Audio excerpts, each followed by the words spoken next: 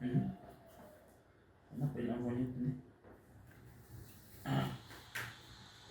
బంగారం చెప్పు. ఎక్కడున్నారండి? ఏడుంటా, ఇంట్లో ఉంటా. సరే, నేను మా ఫ్రెండ్ వాళ్ళ ఇంట్లో ఉన్నాను, వచ్చేసరికి లేట్ అవుతుంది. 2 గ్లాస్ బియ్యం పోసి పెట్టండి. బియ్యం పోసుడా? రైస్ కుక్కర్లో పోసి పెట్టండి. రైస్ పెట్టమంటున్నావా? అంటే నాకు ఎన్ని గ్లాసులు? 2 గ్లాసులు పోసి పెట్టండి.